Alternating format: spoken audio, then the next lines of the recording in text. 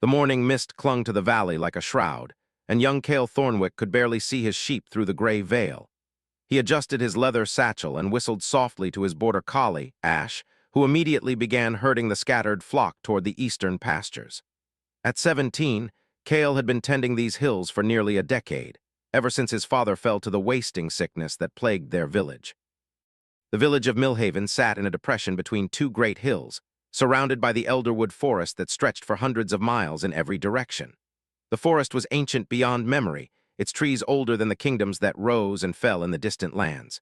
Most villagers feared the deep woods, crossing themselves when they heard the strange calls that echoed from within at night.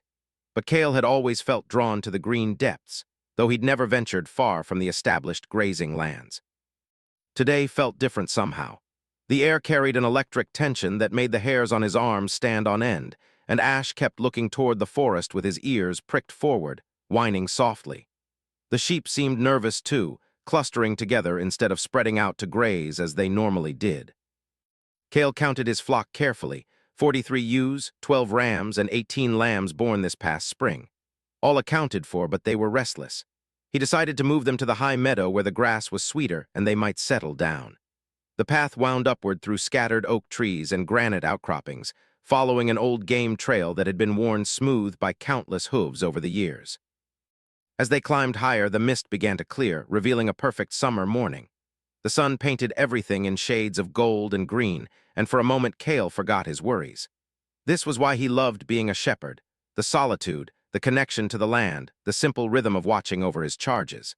In the village below, people were already beginning their daily struggles with failing crops and dwindling food stores. The harvests had been poor for 3 years running, and many families were talking of abandoning Millhaven to seek their fortunes in the cities. But here on the hillside, surrounded by his sheep and with Ash at his side, Cale felt a peace that the village could never provide. He pulled out a piece of brown bread and hard cheese from his satchel, sharing small bits with Ash while keeping one eye on the flock. The sheep had settled somewhat in the high meadow, though they still seemed on edge. It was then that he heard the sound, a low, mournful howling that seemed to come from deep within the elderwood. Ash's ears shot up and he growled softly, the fur along his spine bristling. The sheep immediately bunched together, the ewes calling to their lambs in distress. Cale had heard wolves before, but this was different. The sound was too large, too deep, and it carried an intelligence that made his skin crawl. The howling came again, closer this time, and was answered by another from a different direction. Then another. Soon the forest rang with a chorus of inhuman voices that seemed to shake the very air. Cale's hand went instinctively to the long knife at his belt, a poor weapon against whatever was making those sounds. "Easy, Ash," he whispered to his dog, though his own voice was tight with fear.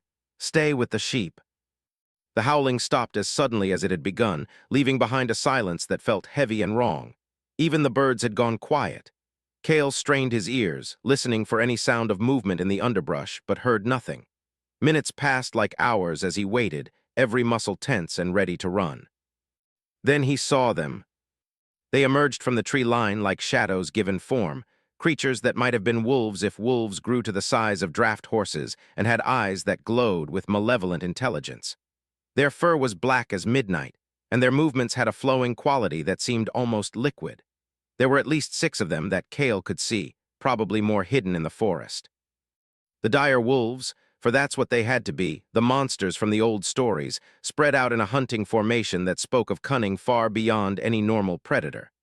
They were preparing to attack the flock, and there was nothing Cale could do to stop them. His knife would be useless against creatures that size, and even if he could somehow fight them off, more would come. One of the wolves, larger than the others and with scars crisscrossing its muzzle, stepped forward and fixed its burning yellow eyes on Cale. He felt the weight of that gaze like a physical thing, pressing down on him with primal terror. The creature's lips pulled back to reveal teeth like ivory daggers, and it let out a low, rumbling growl that seemed to vibrate in Cale's chest. The sheep were in full panic now, bleating in terror as they pressed against each other. Some of the ewes were trying to push their lambs toward the center of the flock, while the rams lowered their heads and stamped their hooves in futile defiance. Ash positioned himself between the wolves and the sheep, hackles raised and teeth bared, though he was trembling with fear. Cale knew he should run. Every instinct screamed at him to abandon the flock and flee for his life. But these sheep represented everything his family had left in the world. Without them, his mother and younger sister would starve. The village might mock him for being a simple shepherd boy, but he had responsibilities that went beyond his own survival. Instead of running, Kale stepped forward and spread his arms wide, making himself as large a target as possible. If the wolves wanted the sheep, they would have to go through him first. "Come on then," he said, surprised by the steadiness of his own voice. "Let's get this over with." The scarred wolf tilted its head, as if puzzled by this display of defiance from such a small creature. Its pack mates shifted restlessly, waiting for the signal to attack. The moment stretched between them, predator and prey locked in a deadly dance that could only end one way. Then the forest erupted. Trees bent and swayed without any wind, their leaves rustling with a sound like rushing water. The ground beneath Kale's feet began to vibrate, a deep thrumming that seemed to come from the very heart of the earth. The dire wolves stopped their advance, ears flattened against their heads as they looked around in confusion and growing fear. A wind rose from nowhere, carrying with it the scent of deep forest loam, wild flowers, and something else, something ancient and powerful that made the hair on Kale's neck stand on end. The mist that had been clearing suddenly thickened again, but now it glowed with an inner light that had no earthly source. From within that glowing fog came a voice, speaking in a language that Kale didn't recognize but somehow understood. The words seemed to bypass his ears entirely, speaking directly to something deep in his mind. They carried authority older than kingdoms, power that predated human civilization, and a barely contained fury that made the dire wolves whimper and back away. The largest wolf let out a defiant snarl and took a step forward, but whatever emerged from the mist made it freeze in its tracks. Even Kale, who had been prepared to die defending his flock, felt his knees go weak at what he saw. She was tall, perhaps 7 feet in height, with skin the color of autumn leaves and hair like flowing water that seemed to shift between green and brown and gold as it moved. Her eyes were the deep green of forest depths, ancient and knowing, with flecks of amber that caught the strange light. She wore no clothing in the conventional sense, but rather seemed to be wrapped in living vines and flowers that shifted and changed as she moved. Moss and tiny ferns grew along her arms and shoulders, and when she stepped, small flowers bloomed beneath her feet. This was no mortal woman. This was something far older, something that belonged to the time when the world was young and magic flowed through everything like water through a riverbed. The very air around her shimmered with power, and when she spoke again, her voice carried the authority of storm winds and avalanches. The dire wolves, creatures that feared nothing in the natural world, turned and fled without a backward glance. They disappeared into the forest with their tails between their legs, their howls fading into the distance as they ran. In moments they were gone as if they had never been there at all. The forest goddess, for she could be nothing else, turned her attention to Kale, and he felt the full weight of her regard like a physical force. Those ancient eyes studied him with an intensity that seemed to see straight through to his soul, cataloging every thought and memory he had ever possessed. He should have been terrified. Any sane person would have been gibbering in fear at the sight of such a being. Instead, he felt an odd sense of calm descend over him. "You did not run," she said, and her voice was like wind through leaves, carrying undertones of approval that made something warm bloom in Kale's chest. "I couldn't," he replied honestly. "The sheep depend on me. My family depends on them." She nodded slowly, as if his answer confirmed something she had already suspected. "Most of your kind would have fled at the first sight of the shadow wolves. They value their own lives above all else." "Most people aren't shepherds," Kale said. "We're used to protecting things smaller and weaker than ourselves." A smile touched the corners of her lips, though it didn't quite reach her eyes. "Indeed. Tell me, young shepherd, what do you know of the troubles that plague this land?" Kale frowned, unsure what she meant. "The harvests have been poor, if that's what you're asking. The soil doesn't seem to hold water like it used to, and the crops wither even when we get rain. Some of the elders say it's a punishment for our sins, but I don't know what sins a bunch of farmers and shepherds could have committed to deserve this." "Your people are not being punished," she said, her voice carrying a sadness that seemed to echo from the depths of the forest. "They are simply caught in the wake of a much larger catastrophe. The balance that has maintained this land for countless ages is breaking down, and if something is not done soon, everything you know will be consumed by shadow." She gestured toward the deep forest, and for a moment Kale could see past the trees to something that made his blood run cold. In the distance, the forest was dying. The leaves were brown and brittle, the trunks twisted and blackened as if burned from within. A creeping darkness spread outward from some central point, killing everything it touched.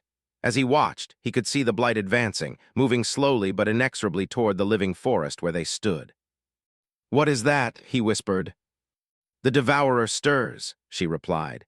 "It has been sleeping for 1,000 years, bound by the old treaties and the strength of the forest's heart. But those bonds are weakening, and when they fail completely, it will wake to finish what it began long ago, the consumption of all life in this realm." Kale stared at the spreading darkness, trying to process what he was seeing. "But surely there's something that can be done? The king's armies or the wizards in the capital?" She laughed, but there was no humor in the sound. "Your kings know nothing of the old powers, and their wizards are children playing with candles while the inferno approaches. The armies of men would be less than gnats before the devourer's hunger."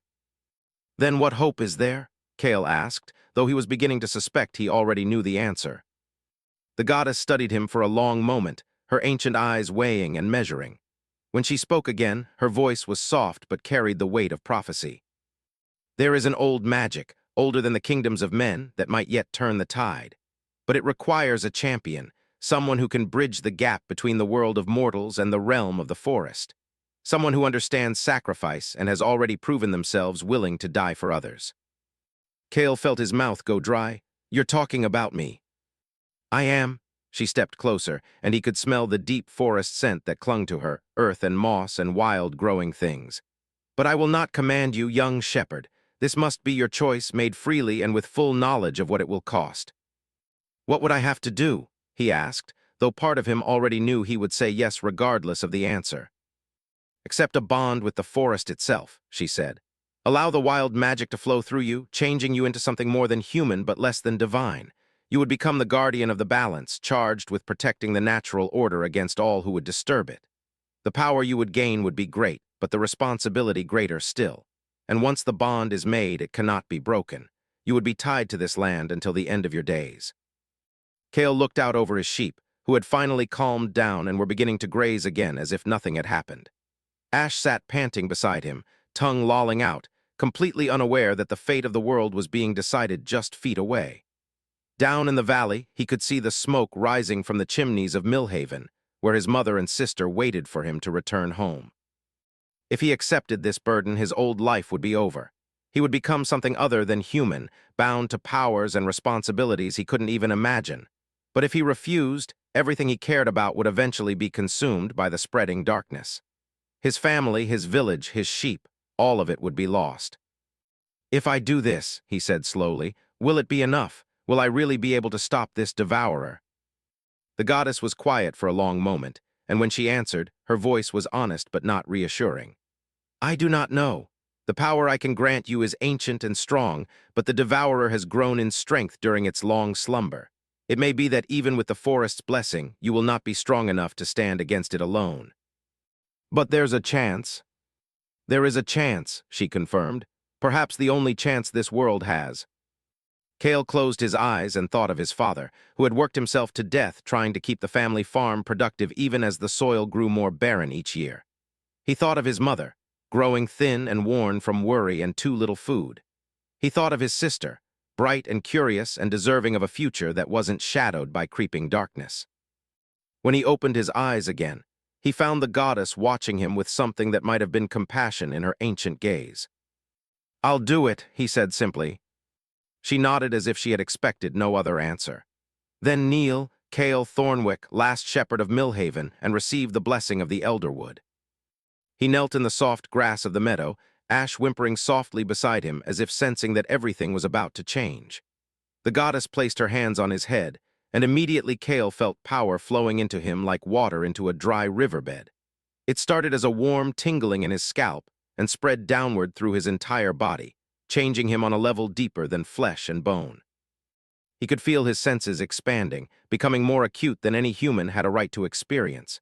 He could hear the heartbeat of every sheep in his flock, smell the individual scents of 100 different wildflowers, feel the slow pulse of sap rising in the trees around them. But more than that, he could sense the forest itself, a vast network of living consciousness that stretched for hundreds of miles in every direction. The trees were not just plants, but ancient entities with their own thoughts and memories. The streams carried messages from distant mountains. The very soil beneath his feet hummed with an awareness that welcomed him as a long-lost brother. He was connected to all of it now, part of a web of life that had existed since the world began. But with the connection came knowledge, and that knowledge brought pain. He could feel the blight spreading through the distant reaches of the forest, a creeping poison that left death and emptiness in its wake. He could sense the devourer at the heart of that darkness, a presence so vast and hungry that it made his soul recoil in horror. And underlying everything was the knowledge that he was now responsible for protecting all of this against a force that had already consumed entire worlds in ages past. When the transformation was complete, the goddess stepped back and studied her handiwork. Kale rose to his feet, marveling at how different everything felt. He was still recognizably himself, but he could sense the changes in his body, enhanced strength and speed, senses far beyond human norm, and a connection to the natural world that would let him call upon its power in ways he was only beginning to understand. "The bond is made," the goddess said, and her voice now carried a note of satisfaction. "You are no longer merely human, Kale Thornwick. You are the forest's guardian, the bridge between worlds. But power without knowledge is useless, and knowledge without wisdom is dangerous. Your education begins now." She gestured toward the forest, and a path appeared among the trees that definitely hadn't been there before. It was paved with moss and lined with flowering vines, winding deeper into the elderwood than any human had walked in living memory. "Come," she said. "There is much you must learn before you can face what is coming. Your sheep will be safe here. No creature of shadow will dare approach while my blessing protects this place." Kale looked back at his flock one last time, then at Ash, who was watching him with confused but trusting eyes. He whistled softly, and the dog immediately came to his side, ready to follow wherever his master led. "Good boy," Kale murmured, scratching behind the dog's ears. Whatever trials lay ahead, at least he wouldn't face them alone. Together, the former shepherd and his faithful companion followed the forest goddess into the deep woods, leaving behind the world of men to learn the ancient secrets that might yet save it from destruction. Behind them, the sheep grazed peacefully in the protected meadow, unaware that their young guardian had just accepted a burden that would reshape the very foundations of the world. The morning sun climbed higher in the sky, burning away the last traces of mist and revealing a day that looked no different from any other. But appearances could be deceiving, and this was the day that everything changed. The day a simple shepherd boy stepped onto a path that would lead him to become either the salvation of his world or its final witness. The path through the elderwood was unlike anything Kale had ever experienced. The moss beneath his feet seemed to glow with its own inner light, and the flowering vines that lined the way responded to his presence by blooming more brightly. Every step took him deeper into a realm that felt increasingly removed from the ordinary world he had known. The forest goddess, who had introduced herself as Sylviana during their walk, moved ahead of him with a grace that made it seem as though she was floating rather than walking. Her connection to this place was so complete that the trees themselves bent aside to let her pass, and small woodland creatures emerged from their hiding places just to catch a glimpse of her. "Tell me about the devourer," Kale said as they walked, Ash trotting alongside them with his tongue hanging out happily. Despite the dire circumstances, the dog seemed to be enjoying this adventure immensely. Sylviana's expression darkened. "It is a being from the void between worlds, a creature of pure hunger that exists only to consume. Long ago, when the barriers between realms were thinner, it found its way into our world and began to feed. Everything it touched was drained of life, not just killed but completely consumed, reduced to nothing more than empty space." She paused beside a massive oak tree whose trunk was easily 20 feet across. When she placed her hand against its bark, Kale could see images flickering in the wood grain, ancient scenes of a vast shadow spreading across green lands, leaving only barren wasteland in its wake. The old alliance between humans, elves, dwarves, and the forest spirits managed to contain it, Sylviana continued, but at terrible cost. Entire kingdoms were sacrificed to fuel the binding spells, and many of the ancient races were reduced to mere legends. The devourer was imprisoned in the heart of the Shadowlands, locked away by chains forged from the life force of countless willing souls. "But the chains are weakening," Kale observed, remembering what he had seen in her earlier vision. "Yes, the magic that binds it requires constant renewal, a price paid in life and light. For 1,000 years, the forest has provided that power, slowly sacrificing itself to maintain the prison. But we are reaching the limits of what can be given. Within a year, perhaps two, the bonds will fail completely. They resumed walking, and Kale noticed that the forest around them was growing stranger. The trees here were enormous, their canopies so thick that only scattered beams of sunlight penetrated to the forest floor. Flowers bloomed in impossible colors, deep purples that seemed to absorb light, silvers that chimed softly in the breeze, and golds that left trails of sparkles in the air when the wind stirred them. "This place feels different," he said, looking around in wonder. "We approach the Heart Grove," Silviana explained. "The oldest part of the forest, where the first trees took root when the world was young. It is here that you will learn to master your new abilities, and here that we will prepare for what is to come." As if summoned by her words, the trees ahead of them began to thin, revealing a circular clearing perhaps 100 yards across. At its center stood a tree so massive that Kale initially mistook it for a hill. Its trunk rose impossibly high, disappearing into a canopy that seemed to blend with the sky itself. The bark was silver-white, smooth as polished marble, and covered with spiraling patterns that seemed to move and shift when he looked at them directly. But it was the tree's roots that truly took his breath away. They emerged from the ground in graceful arcs, some as thick as castle walls, creating a natural amphitheater around the base of the trunk. Smaller trees grew from these roots, not separate plants, but extensions of the great tree itself, forming a connected grove that pulsed with shared life. "The World Tree," Silviana said softly.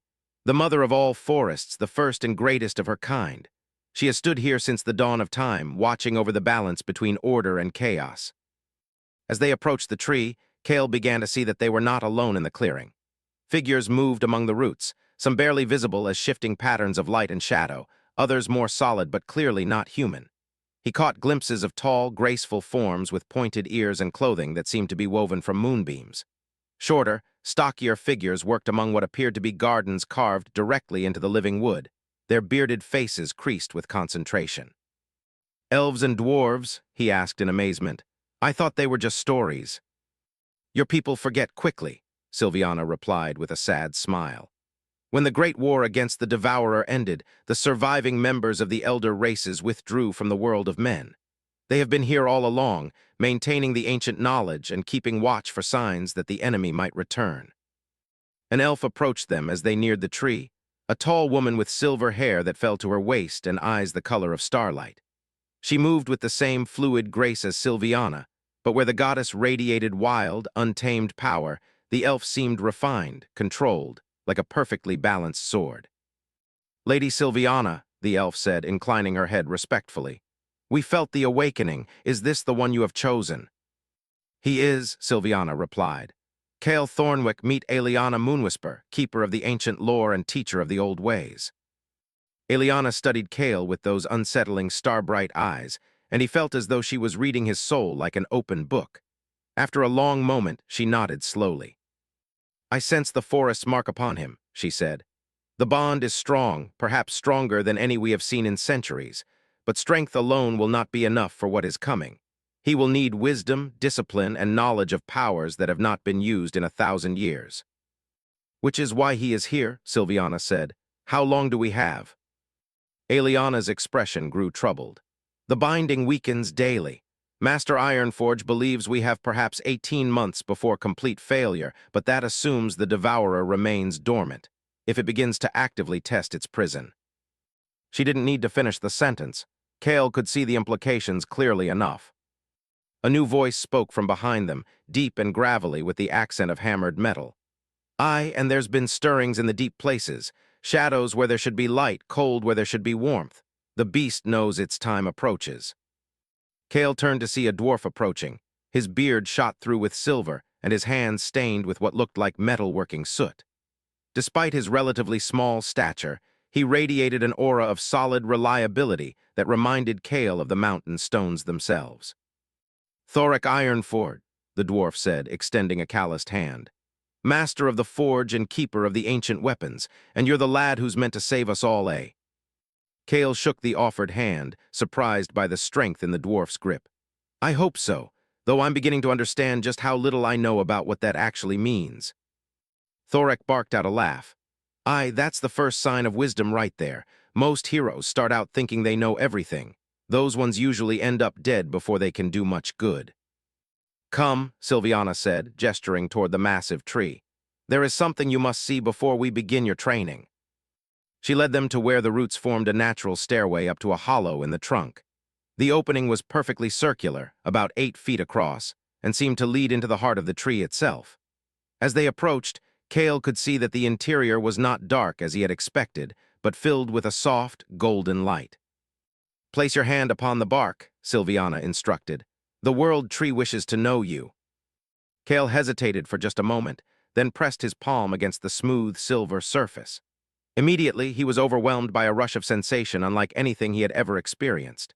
It was as if the accumulated memories and wisdom of countless ages flooded through him all at once. The slow growth of forests, the changing of seasons over millennia, the rise and fall of civilizations, the eternal struggle between life and entropy. But more than that, he could feel the tree's consciousness, vast, patient, and incredibly ancient. It examined him with the same thoroughness that Eliana had shown, but this inspection went far deeper, touching parts of his mind and soul that he hadn't even known existed. For a moment, he felt like an ant being studied by a mountain, and the sheer scope of the tree's awareness threatened to crush his individual identity entirely. Then, just as he thought he might be lost forever in that ocean of ancient thought, something changed.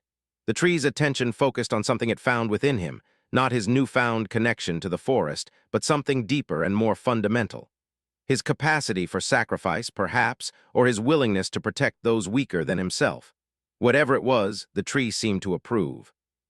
Images began to flow through the connection, not random memories this time, but specific information that the tree wanted him to see. He saw the original war against the Devourer, watched armies of humans, elves, and dwarves standing together against a tide of absolute darkness.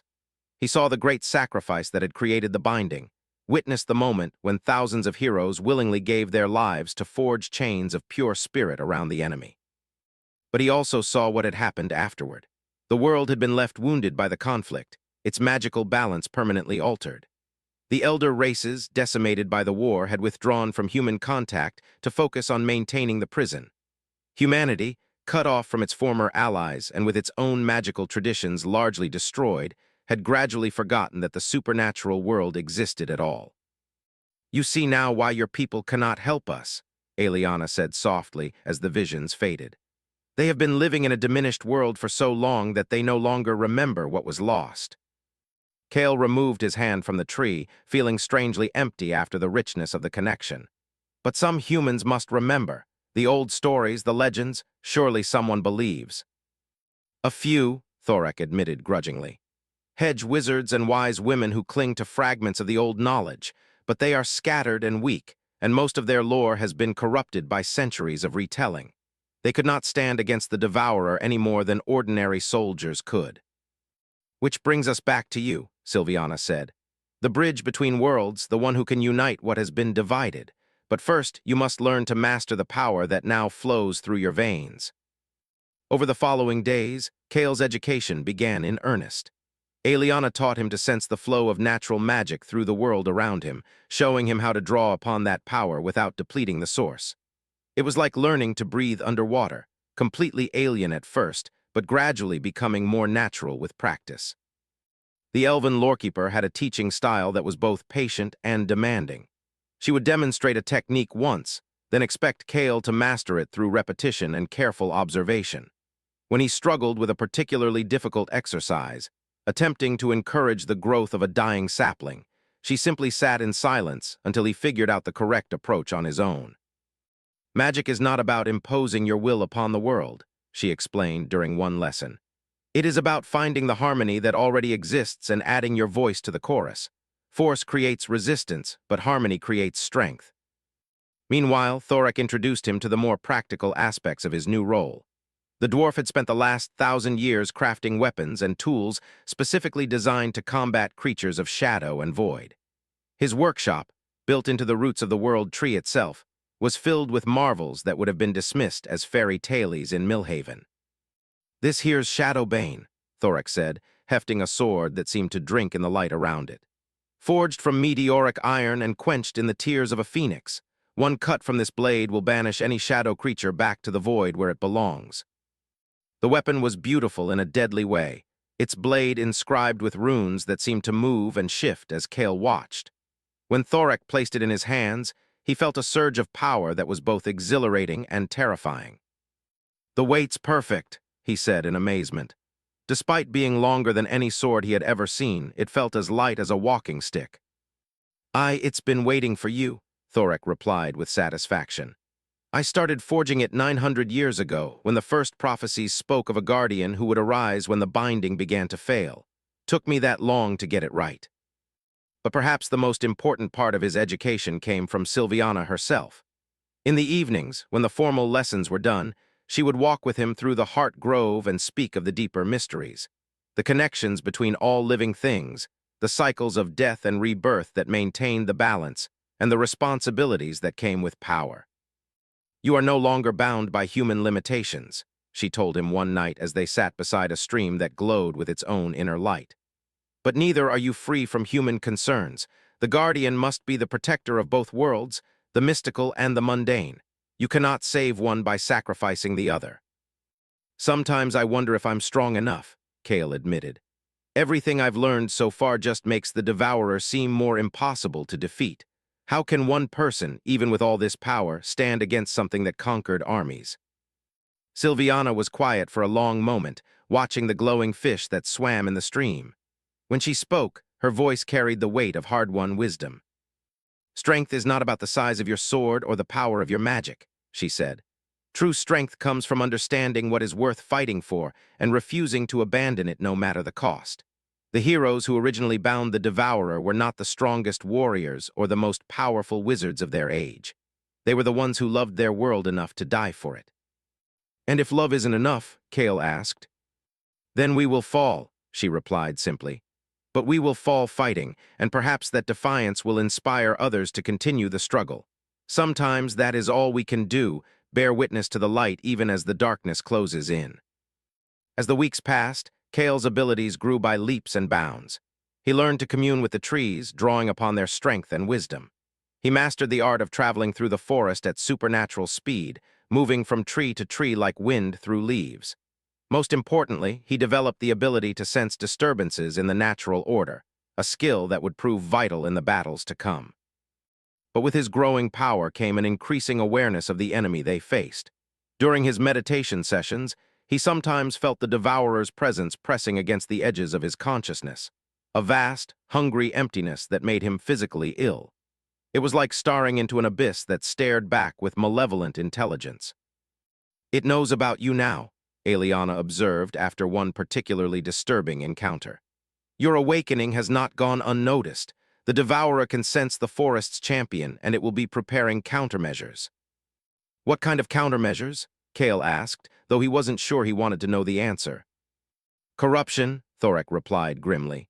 "The beast can't reach beyond its prison directly, but its influence can seep through the cracks. It will try to turn the forest's own power against itself, creating servants from the very life force we depend upon." As if summoned by his words, a commotion erupted from the outer reaches of the grove. Shouts echoed between the trees, followed by a sound that made Kale's blood run cold, the anguished scream of something that had once been alive but was now something else entirely. "Shadow touched," Eliana said, her face pale with horror. "It has already begun." They ran toward the sound, Kale drawing Shadowbane as they moved. Behind them, the world tree's light seemed to flicker, as if the ancient giant was afraid of what was coming. And in the distance, just at the edge of perception, Kale could feel something vast and hungry stirring in its prison, testing the weakening chains that held it bound. The real war was about to begin. The creature that emerged from the shadowed underbrush was a nightmare fusion of plant and darkness. What had once been a majestic elk now stood twisted and wrong, its antlers blackened and dripping with a substance that hissed when it hit the ground. Its eyes glowed with the same malevolent intelligence Kale had seen in the dire wolves, but worse. This was corruption from within, the forest's own children turned against their mother. Vines and thorns grew from its flesh in unnatural patterns, weaving together into an armor of living darkness. Where its hooves touched the ground, the grass withered and died, leaving behind patches of bare earth that looked burned from within. The creature let out another of those anguished screams, a sound that spoke of terrible pain mixed with alien hunger. "Stay back," Eliana commanded, but Kale was already moving forward with Shadowbane raised. The sword's blade gleamed with inner fire, and he could feel it pulling him toward the corrupted creature like a lodestone draws iron. The Shadow Elk saw him coming and lowered its twisted antlers, charging with a speed that would have been impressive even before its transformation. But Kale's training had prepared him for this moment. He stepped aside at the last second, letting the creature's momentum carry it past him, then brought his sword down in a clean arc that severed one of the blackened antler points. The creature screamed again, but this time the sound was different, less anguish, more rage. It spun with impossible agility and lashed out with hooves that had been transformed into razor-sharp weapons. Kale barely managed to get his sword up in time to block, the impact sending shockwaves up his arms despite his enhanced strength. "The corruption is deep," Thorek called out from behind him. "You'll need to cut to the heart of it to break the Devourer's hold." Easier said than done. The Shadow Elk was faster and stronger than any natural creature had a right to be, and it fought with a vicious intelligence that suggested the Devourer's influence was more than just mindless hunger. Every attack was precisely calculated to exploit any opening in Kale's defense, and the corrupted vines that covered its body could strike independently, like serpents seeking vulnerable flesh. Kale found himself driven backward, forced to give ground as the creature pressed its assault. His sword work was improving with each exchange. The weapon seemed to guide his movements, showing him where to strike for maximum effect. But the Shadow Elk adapted to his tactics almost as quickly as he developed them. Then Ash joined the fight. The border collie had been hanging back, whimpering in confusion at the sight of the corrupted forest creature. But when he saw his master in danger, centuries of breeding for courage and loyalty overrode his fear. He darted in from the side, snapping at the creature's legs with remarkable bravery for such a small animal. The distraction was exactly what Kale needed. As the Shadow Elk turned to deal with this new threat, he stepped forward and drove Shadowbane deep into its flank. The sword's blade passed through the corrupted flesh like it was made of smoke, and where it touched, the darkness began to burn away like fog before the morning sun. The creature staggered, the alien intelligence in its eyes flickering as the Devourer's hold began to weaken. For a moment, Kale saw something else there, the confused, frightened consciousness of the original elk, trapped within its own corrupted body and aware of everything that had been done to it. "I'm sorry," he whispered and drove the blade deeper. The Shadow Elk collapsed, the corruption dissolving into wisps of black smoke that were quickly dispersed by the natural magic of the Heart Grove. What remained was the body of an ordinary elk, peaceful in death, finally free from the nightmare that had claimed it. "Well done," Eliana said, though her voice was tight with concern rather than celebration. "But this was only a scout, if the Devourer can reach this far into the protected lands." She didn't need to finish the thought. Kale could feel it too, a wrongness in the air that suggested more corrupted creatures were moving through the forest, drawn by some instinct to attack the Heart Grove. The prison was weakening faster than anyone had anticipated.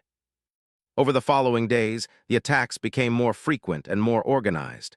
Shadow touched wolves, corrupted bears, even twisted tree spirits that had been turned against their own kind.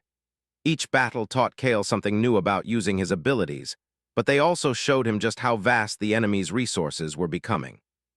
"We cannot continue fighting defensively," Sylviana declared during a council meeting held in the hollow of the World Tree. "Each creature we destroy is replaced by two more, and the corruption spreads with every attack. We must take the fight to the source." "The Shadowlands," Thorek said grimly. I've been thinking the same thing, but it's a journey none have attempted in 800 years. The approaches are guarded by worse things than Shadow Elk, and the corruption grows stronger the closer you get to the prison." "Which is exactly why we need to act now," Eliana added. "Before the binding fails completely and releases the Devourer's full power. Once that happens, no force in this world will be able to stand against it." Kale studied the crude map they had spread across the great tree's root system. The Shadowlands were marked as a dark blot at the forest's heart, surrounded by regions labeled with ominous names. The Screaming Hills, the Valley of Bones, the Withered Wood. Even the approaches looked treacherous enough to kill an ordinary person. "How far?" he asked. 3 weeks hard travel through increasingly hostile territory," Eliana replied. Assuming we can even find a path through the corruption barriers. And assuming we survive the journey, Thorek added cheerfully. The closer we get to the prison, the stronger the Devourer's influence becomes. By the time we reach the Shadowlands proper, reality itself starts to break down. You make it sound impossible, Kale observed. It is impossible, Sylviana said bluntly. Which is why it might actually work. The Devourer expects us to behave rationally, to wait and gather our strength before making our move. It will not be prepared for an immediate assault on its prison. What would we be trying to accomplish? Kale asked. Even with all my new abilities, I can't imagine I'm strong enough to reinforce thousand-year-old binding spells. Not reinforce, Eliana corrected. Replace. The original binding was created through willing sacrifice, thousands of souls freely given to forge chains of pure spirit. But there is another way. A single individual with enough power and the right connection to the forest could theoretically create a new prison. Theoretically, Kale repeated. The ancient texts speak of it, she continued. A guardian's ultimate sacrifice to become one with the binding itself, using his own life force to create an eternal prison. But the cost. Death, Thorek said flatly. Not just death, but complete dissolution. No afterlife, no rest, just an eternity spent holding back the darkness. Kale felt a chill that had nothing to do with the evening air. He had accepted that this path might lead to his death, but this was something far worse. An existence stretched out across centuries of constant struggle, alone in the dark with only the enemy for company. There has to be another way, he said. Perhaps, Sylviana admitted. But we will not know until we reach the prison and can examine the binding for ourselves. The texts are fragmentary at best, and much knowledge was lost during the chaos after the war. Then we go, Kale decided. When do we leave? We, Thorek raised an eyebrow. Lad, this isn't a journey for an army. The corruption affects large groups more easily than individuals, and the path through the Shadowlands will only support a few travelers at most. I'm not sending him alone, Sylviana said firmly. The Guardian may have the power to stand against the Devourer's influence, but he lacks the experience to navigate the deeper mysteries. I will accompany him. And me, Eliana added. Someone needs to interpret the ancient bindings when we find them. Thorek grumbled something about foolhardy elves and their death wishes, but eventually agreed to come as well. Someone needs to watch over you idiots, he said. Besides, if we're going to attempt something this insane, we'll need proper equipment. They spent the next 3 days in intensive preparation. Thorek worked around the clock in his forge, crafting specialized gear for the journey. In addition to Shadowbane, he created armor that could resist corruption, amulets that would provide some protection against the Devourer's mental influence, and supplies that wouldn't spoil in the presence of pure entropy. Eliana gathered maps and lore from the deepest archives, piecing together root fragments from various expeditions that had attempted to reach the Shadowlands over the centuries. Most had never returned, but a few survivors had left cryptic notes about the dangers they had encountered. The corruption creates illusions, she explained as they studied one particularly disturbing account. Hallucinations designed to lead travelers astray or drive them mad.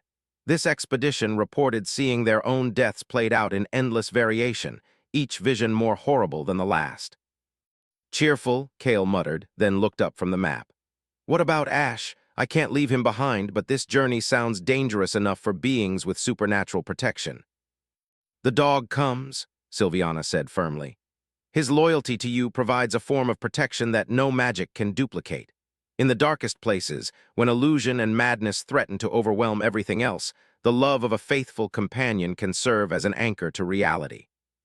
On the morning of their departure, Kale stood at the edge of the Heart Grove and looked back at the World Tree one final time. The ancient giant seemed somehow diminished, its silver bark less lustrous than when he had first seen it. The Devourer's growing influence was affecting even this most protected of places. The other inhabitants of the grove had gathered to see them off. Elves and dwarves, tree spirits and flower fairies, all the hidden folk who had maintained the balance for so long. Their faces were solemn, and many were openly weeping. They knew as well as anyone that this might be the last desperate gambit of a dying world. A young elf maiden stepped forward and pressed something into Kale's hand. A small wooden charm carved in the shape of a leaf, warm to the touch and thrumming with gentle power. "From all of us," she said softly, "so you remember what you're fighting to preserve." Similar gifts followed: a stone from the deepest mountain roots, a vial of water from the first spring, a feather from a phoenix that had died defending the grove centuries ago. Each token carried with it the hopes and blessings of an entire people, and Kale felt their weight both physically and spiritually. "Time to go," Thorax said gruffly, hefting a pack that clanked ominously with whatever gear he had deemed essential for their journey. "The longer we delay, the stronger the corruption grows." They set off through the forest following paths that few living beings had ever seen. Silviana led the way, her connection to the wood allowing her to find routes that avoided the worst of the spreading taint. Behind her walked Eliana, consulting ancient maps and making notes about the changes wrought by centuries of growing darkness. Thorek brought up the rear, grumbling constantly, but keeping his weapons ready for any sign of trouble. Kale walked in the middle of their small group, one hand resting on Shadowbane's hilt and the other occasionally reaching down to scratch behind Ash's ears. The dog seemed to sense the importance of their mission, staying close to his master's side instead of ranging ahead to investigate interesting scents as he normally would. For the first 2 days, their journey proceeded without major incident. They encountered a few shadow-touched creatures, but these were easily dispatched with Kale's growing skill and his companion's ancient knowledge. The forest itself seemed to be helping them, opening paths where none had existed before and providing shelter during their rest periods. But as they moved deeper into the affected regions, the signs of corruption became impossible to ignore. Trees stood leafless and blackened, their branches reaching toward the sky like skeletal fingers. Streams ran with water that looked normal but tasted of ash and despair. The very air seemed thicker, harder to breathe, as if the presence of the devourer was slowly leaching the life from everything around its prison. On the third night, as they made camp in a grove of silver birches that had somehow remained untouched by the spreading blight, Eliana made a disturbing discovery. "The corruption is moving faster than our maps indicate," she said, comparing her ancient charts to the desolation they had witnessed that day. "At this rate, it will reach the outer settlements within months rather than years." "Which means we're running out of time even faster than we thought," Kale observed. "Worse than that," Silviana added, her voice tight with concern. "If the corruption is accelerating, it suggests the devourer is actively working to weaken its bonds. It may be aware of our mission." As if summoned by her words, a sound echoed through the night, a howling that seemed to come from everywhere and nowhere at once. But this wasn't the cry of any shadow-touched creature they had encountered before. This was something far older and more terrible, a voice that spoke of hunger beyond comprehension and malice beyond measure. The devourer knew they were coming. Around their small campfire, the 4 companions and 1 loyal dog settled in for what might be their last peaceful night. Tomorrow they would enter the Screaming Hills, where reality itself began to fray at the edges. And beyond that lay the Shadowlands proper, where their greatest enemy waited in chains that grew weaker with every passing hour. Kale stared into the fire and thought about the simple shepherd he had been just a few short weeks ago. That person seemed like a stranger now, someone who had lived in a smaller, safer world where the greatest dangers were wolves and harsh weather. He missed that simplicity sometimes, but he wouldn't trade it back. The knowledge of what was at stake, the power to actually make a difference, these were gifts beyond price, even if the cost might ultimately be everything he had ever hoped to be. "No matter what happens," he said quietly, "I want you all to know that this has been an honor. I never imagined I would have the chance to fight alongside legends." "The honor is ours, young guardian," Eliana replied. "It has been long since the elder races stood together in common cause." "Aye," Thorek agreed, raising a flask of something that smelled like liquid fire. "To the last alliance, and to whatever fate awaits us in the darkness ahead." They drank. Even Ash got a small sip, though he immediately sneezed and shook his head in dismay, and settled down to rest. But sleep was difficult to find, and when it finally came, it brought dreams of shadows and chains, of ancient battles and terrible sacrifices yet to come. In the distance, the devourer's howl continued to echo through the night, a sound that promised that their greatest trials still lay ahead. The Screaming Hills lived up to their name. As their small band crested the first ridge, the sound hit them like a physical blow, a continuous wailing that seemed to emanate from the very stones beneath their feet. It wasn't quite human, but it carried enough similarity to mortal anguish that every instinct screamed at them to flee. Even Ash pressed himself against Kale's legs, whimpering softly. "The voices of the first binding," Eliana explained, her own voice strained as she fought against the psychic assault. "When the original prison was forged, thousands of volunteers gave their lives to create the chains. Their sacrifice was so complete that their very souls became part of the binding, and their last moments echo here still." Kale pulled his cloak tighter around himself, though it provided no protection against the supernatural cold that seemed to seep into his bones. The landscape ahead was a nightmare of jagged stone and twisted metal, or what looked like metal but might have been something else entirely. Spires of black crystal jutted from the ground at impossible angles, and the sky overhead had taken on a sickly green hue that hurt to look at directly. "How far to the other side?" Thorek asked, though he had to shout to be heard over the eternal screaming. "2 days if we push hard," Sylviana replied. "But we must be careful not to stray from the path. The hills are littered with the bones of those who lost their way." They began their descent into the nightmare landscape, following a trail that seemed to shift and change when they weren't looking directly at it. The screaming grew louder as they went deeper, accompanied now by whispers in languages that predated human speech. The whispers spoke of despair and defeat, of struggles that had already been lost before they began. "Don't listen to the voices," Eliana warned. "They're not entirely the echoes of the ancient dead anymore. The Devourer has corrupted even their sacrifice, twisting their final moments into tools of torment." But ignoring the voices was easier said than done. As they picked their way between the crystal formations, Kale began to hear words he could almost understand. Fragments of prophecy, warnings about the future, accusations that cut straight to his deepest fears. "You will fail as all the others have failed," one voice whispered with the sound of autumn leaves. "You are only human, and humans always break in the end." "Your friends will die because of your pride," another added, this one carrying the chill of winter frost. "Their blood will be on your hands when the darkness claims them." "The forest chose wrong," a third voice laughed with bitter amusement. "A shepherd boy against the hunger that devoured worlds, you might as well send a candle to fight the storm." Kale gritted his teeth and kept walking, but the whispers followed him, growing more personal and more vicious with each step. They spoke of his father's death, suggesting he could have saved him if he had been stronger. They painted pictures of his mother and sister starving while he played hero in the deep woods. They showed him visions of the Heart Grove burning, the world tree falling, all because he had been too weak to fulfill his destiny. By the time they made camp on the first night, the constant assault had worn all of them down to raw nerves. They ate their simple meal in silence, huddled around a fire that Thorek had coaxed from stones that seemed reluctant to burn. Even Sylviana looked haggard, her connection to the natural world offering no comfort in this place where nature itself had been corrupted. "It will get worse tomorrow," Eliana warned as she consulted her maps by flickering firelight. "We'll be passing through the heart of the hills where the original binding was strongest. The voices of 10,000 heroes cry out from that place, and not all of them remember which side they fought for." "Cheerful as always, Elf," Thorek muttered, but he was already preparing additional protections, amulets and charms that might offer some defense against the psychic storms ahead. Kale found himself staring into the fire, watching the flames dance in patterns that seemed almost like faces. Were they the ghosts of the ancient heroes, trying to communicate something important? Or were they just another manifestation of the corruption, designed to drive him mad with false hope? "I can feel it," he said suddenly, the words coming out before he had consciously decided to speak. "The Devourer, it's watching us, waiting to see if we'll break."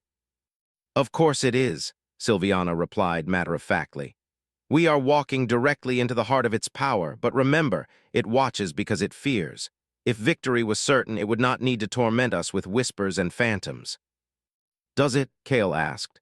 "Fear, I mean, can something like that actually experience emotions as we understand them?" "Perhaps not emotions as mortals know them," Eliana mused. "But it can certainly experience want and hunger and the frustration of being denied what it desires. In its own way, the Devourer may be the most emotional being in existence, driven entirely by need and rage at anything that stands in the way of fulfilling that need." "A petulant child with the power to unmake worlds," Thorek observed. "Lovely."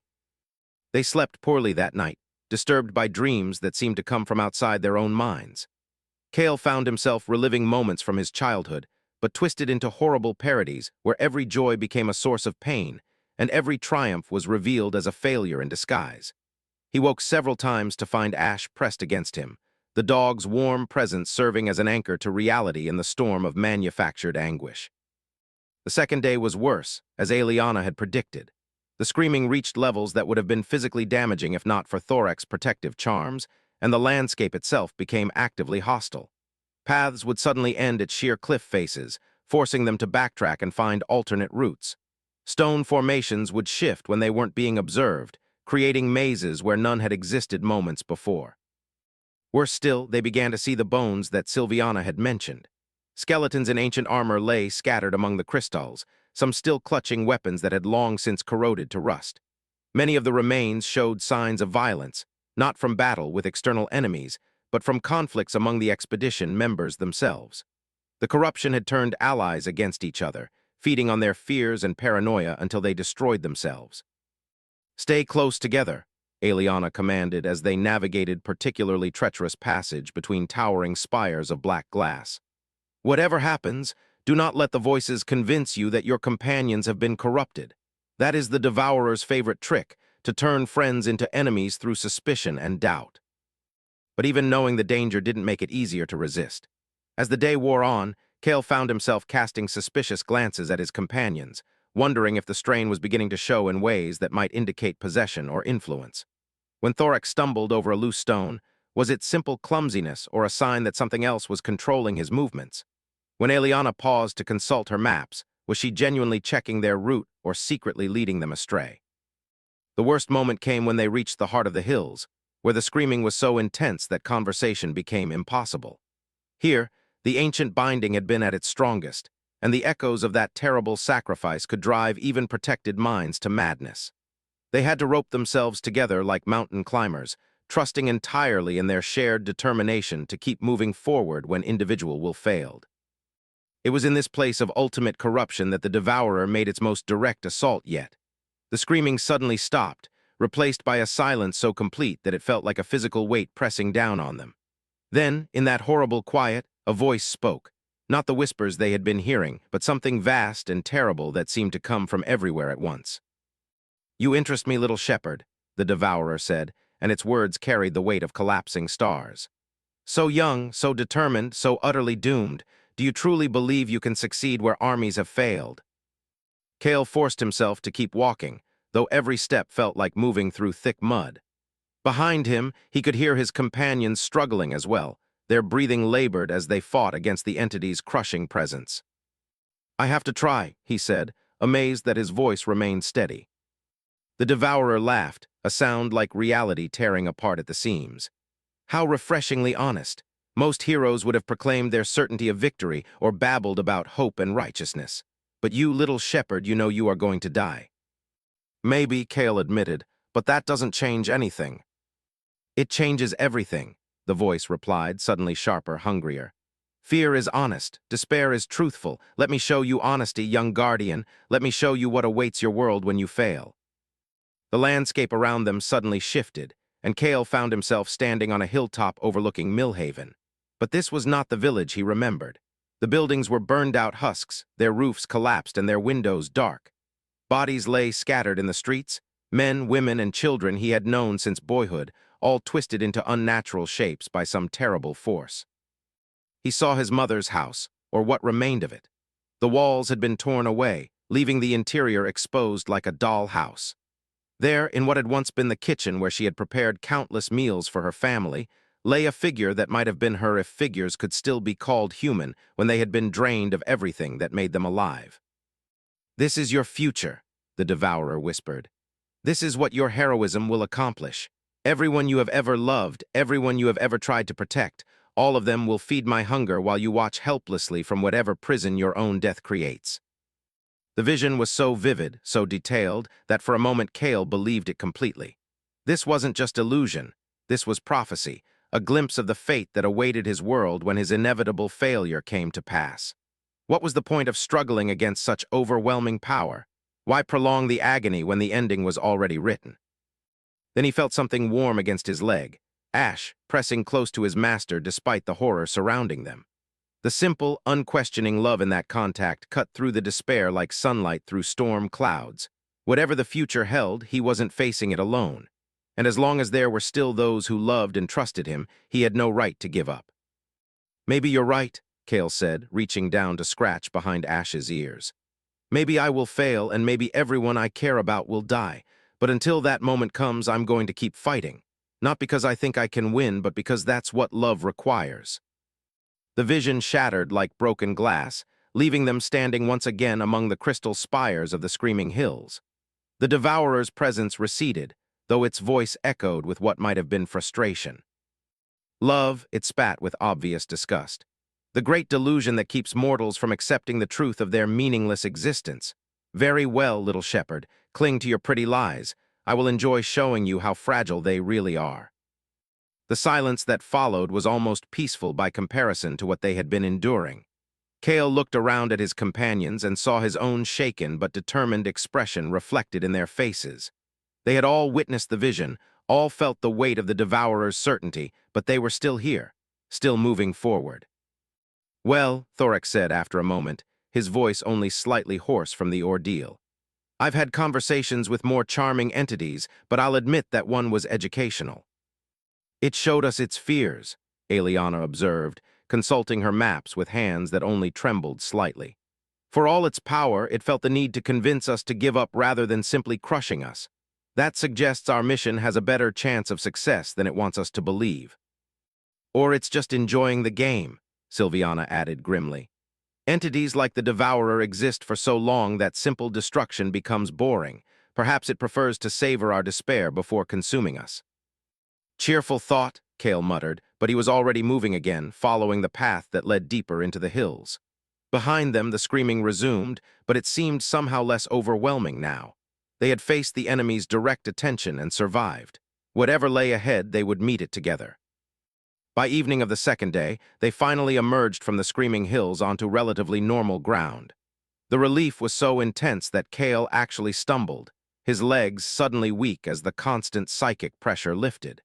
Even the air seemed cleaner here, though they were still deep in corrupted territory. "The withered wood," Eliana announced, pointing toward a forest that stretched to the horizon ahead of them. "The last barrier before the Shadowlands proper. Once we cross this, there will be no turning back." The trees of the withered wood had once been magnificent specimens, ancient oaks and towering pines that had grown for centuries before the corruption claimed them. Now they stood like monuments to death, their branches bare and their trunks split by some internal rot. No leaves stirred in the breeze because no leaves remained, and the silence was so complete that their footsteps seemed to echo like thunder. "Stay on the path," Sylviana warned as they entered the dead forest. "The wood remembers what it once was, and that memory can trap unwary travelers in illusions of its former glory." But for all its ominous appearance, the withered wood proved to be the easiest part of their journey so far.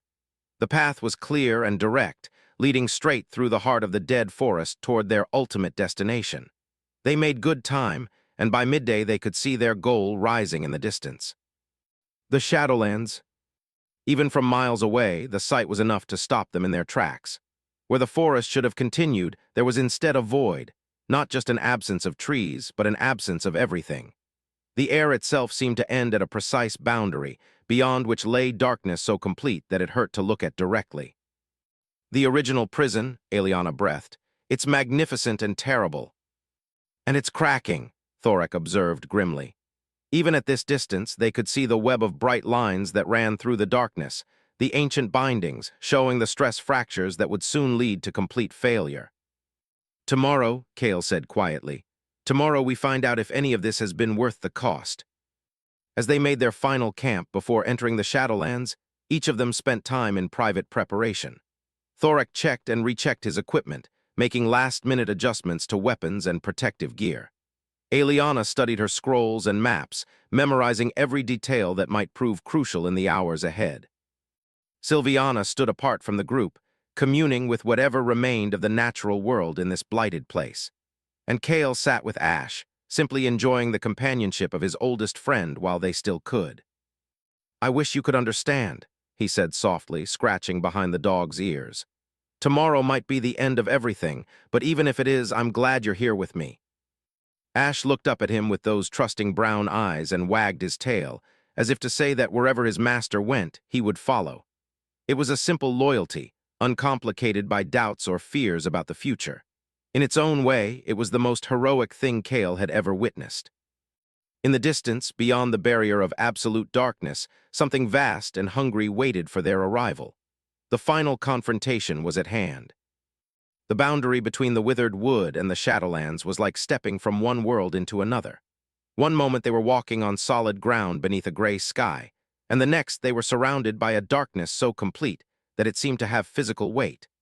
Their magical lights guttered and dimmed, providing barely enough illumination to see each other's faces. "Stay together," Eliana commanded, her voice strange and muffled in the absolute stillness. "In this place, separation means death."